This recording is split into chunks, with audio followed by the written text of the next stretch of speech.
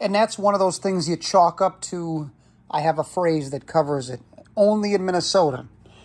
What that simply means is up here in the upper Midwest, in Minneapolis, St. Paul, Bloomington, whatever you want to call it, the culture in the professing Christian church is different.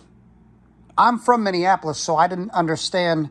I thought the culture in Minneapolis was normal, and it was reflective of pretty much how church was until I began preaching in Omaha, Nebraska, Chicago, Illinois, Los Angeles, California, and various other cities. And I got to see the culture in other cities, and I had something to compare Minnesota against the older and more traveled I got, and I realized as I went home, wow, Minnesota kind of sucks as it relates to being a preacher. All right, because in other cities, what I noticed is preachers would view each other as a brotherhood, and like if Reverend Billy and Elder Jimmy and Bishop, Tyler or whatever, were all working on projects, they would all back each other and have each other's, best interest at heart or whatever. And there would be this unity. So, for example, there's a preacher I knew in Wichita, Kansas. He told me about this thing called a simultaneous revival. Simultaneous revival. All the churches in Wichita, Kansas, from like Monday night through Saturday night, at the same time will be in revival. So the whole city. And I'm sitting there thinking, in Minnesota, we couldn't unify 3 or 4 churches to do something simultaneously, because the preachers in Minnesota view each other as competitors. And if you can take a mic and glorify Jesus Christ, there will be someone somewhere who sees you as a threat. They view the pastorate, they view the office of preacher the same way an actor views the spotlight.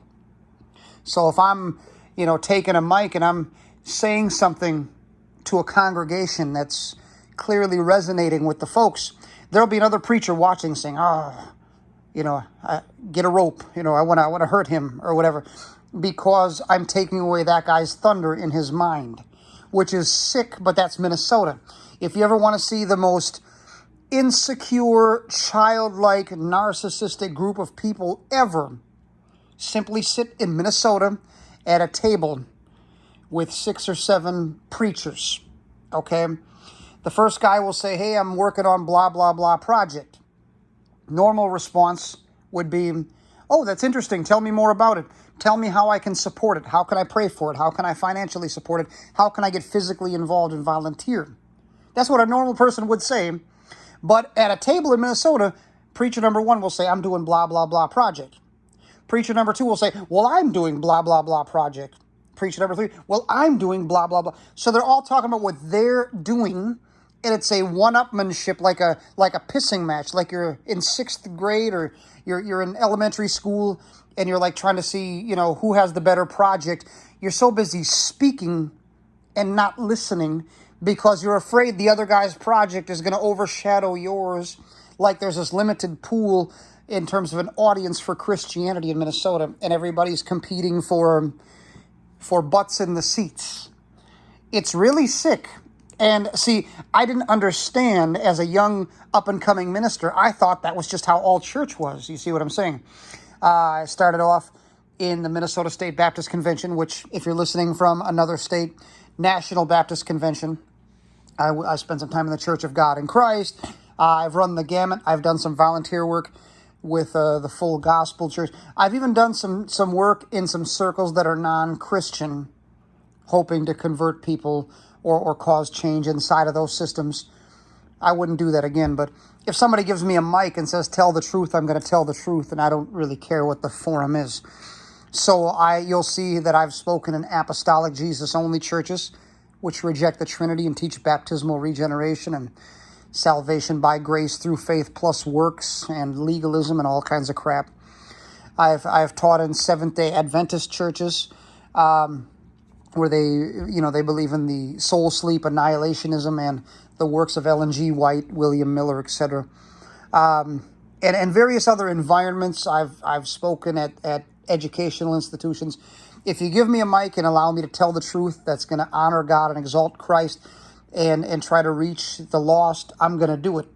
So, but my ultimate point is that having limited in Minneapolis, St. Paul, Bloomington, getting a little bit into St. Cloud or whatever, what I had noticed is that this was the culture, but I thought it was normal. And it wasn't until I became more well-traveled that I'm like, whoa, in the grand scheme of things, in the macrocosm on the larger level, when I compare that versus Minnesota, Minnesota has problems. And so there was this preacher, 2003 at the earliest, 2005 at the latest, so I'd average it out to be 2004, right? This dude used to try to get financing for various projects. This is a Minneapolis preacher. He was a hustler. I know when a preacher's the real deal, and I know when someone's a hustler using the title preacher to try to be an activist in the community. This dude was a hustler, but he was an acquaintance of mine. Once he learned my name and had hung out and had dinner with me a couple times or whatever, he began to use my name and tell people, like he'd go to a larger church looking for money to back a project. He'd say, yeah, I'm working with Brian Shanley on this project. And because he dropped my name to a church that he knew would respect that, it got him money. But what I didn't know was that my butt was going to be on the line. My name, my reputation was going to be on the line. And so he was trying to rent space from another place.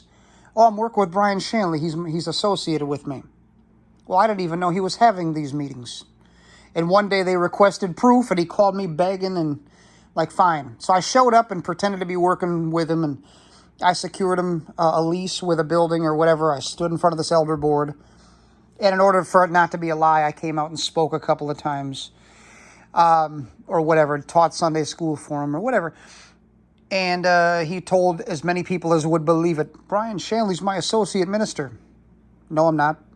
I wouldn't be your associate. You could be my associate, brother. You could be under me, but I wouldn't be under you. With all due respect, I've forgotten more theology than you're going to know 20 years from now. And you're a hustler, and I believe in genuinely evangelizing the lost, equipping the saints, defending the gospel, glorifying and magnifying Jesus in the community through good works as motivated by and evidence of a saving trust, faith in the death, burial, and resurrection of Jesus. You and me do not have the same philosophy. We are not the same. That's what the kids say on the memes, right? We are not the same. So he knew that we're cut from a different fabric, but he had some young believers at his feet, and I wasn't going to interfere with if they're getting some spiritual benefit out of his work. So I helped him secure that building. Now, what he used to do is he used to invite every church. He the little 6 members or whatever, he would invite all of the whole community, and he would have this big printed program.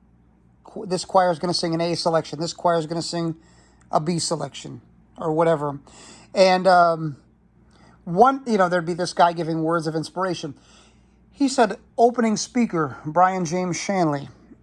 All right. And he put that I would speak about Islam or something like that.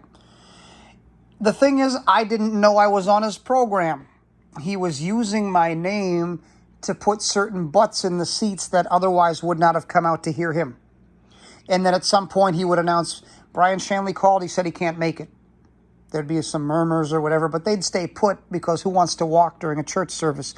So he had an automatic audience built in based on my name. And all it made me look like was a no-show to a bunch of services that I didn't even know were happening.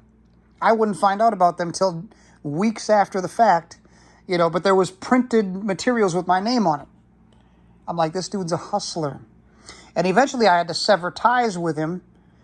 To this day, if I walked into his building, he would say, this is one of the original guys that founded the church, which is a lie from hell. I didn't found crap with him. But, he'll use my name whenever. And we're talking, it's been a lot of years. But, yeah, the culture in Minnesota is one of competitiveness.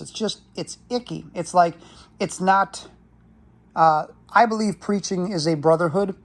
The camaraderie, we're all together on a common theme, and we're all trying to do the same work, fighting the same battle for the same side, and we should have each other's back.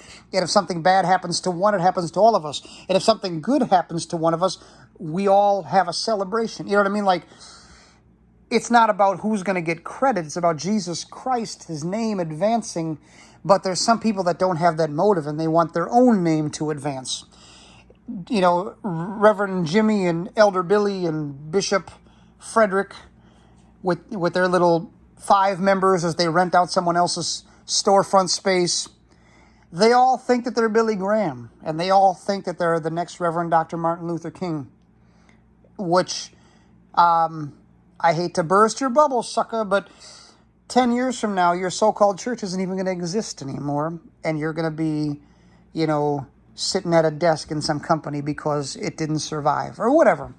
So, it's hard to describe, but if you came to Minnesota from another city, you're from Gary, St. Louis, Milwaukee, Chicago, Detroit, whatever, and you struggle to find a decent church, and you're like, is there something wrong with me? No, there's something wrong with Minnesota. I hate to say it, but I have a love-hate relationship with Minneapolis. I love the place. I'm from the place.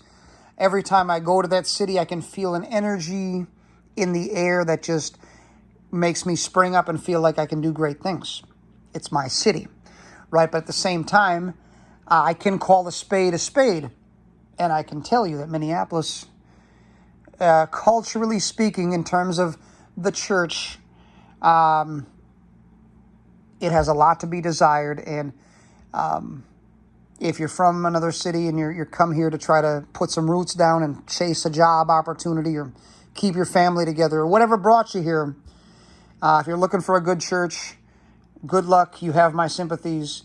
The number of good, solid Bible-teaching churches where the congregation feels like a family, they can be counted on 2 hands, all right? There may be a church on every corner in terms of the name on the sign outside, but in terms of the actual body of Christ, where the job is being done, where the saints are being equipped, and where Christ is being magnified, very difficult to find.